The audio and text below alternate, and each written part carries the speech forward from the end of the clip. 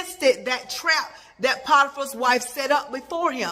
And because he resisted that wickedness, it put him right where God wanted him to be, which was in prison. Because like I said before, the final destination was not Potiphar's house, even though Joseph was favored there.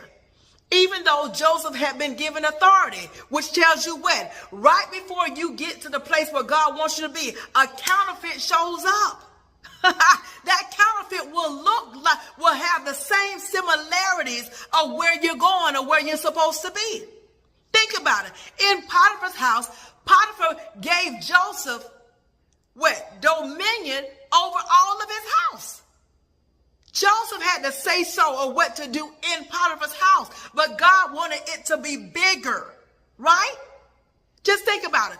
When Joseph was placed in prison and he finally got before Pharaoh, what did Pharaoh do? Pharaoh made him overseer over all of Egypt. He had the keys, baby. He had the keys. He had the ring, right? Everybody had the answer to who? To Joseph, but not so in Potiphar's house. And so the thing is, if Joseph had fallen for that trick, then he would not have gone before who? Pharaoh. Would not have been able to see that. But praise be to God that Joseph stayed obedient. He did not step into a space of wickedness. He resisted the temptation.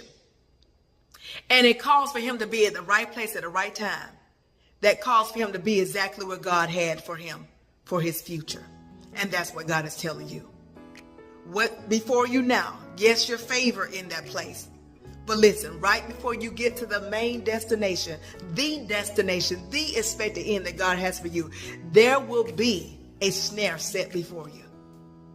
And the enemy is going to try to trap you. But you gotta move in the space of righteousness, uprightness.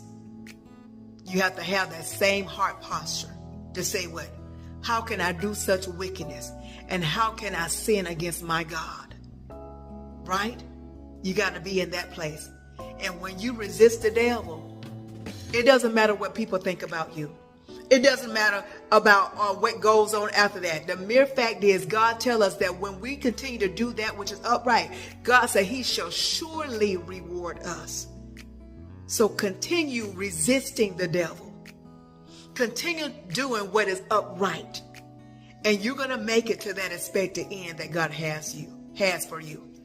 And in that place, it's going to far out. Listen, it's going to surpass the favor that you think you have right now.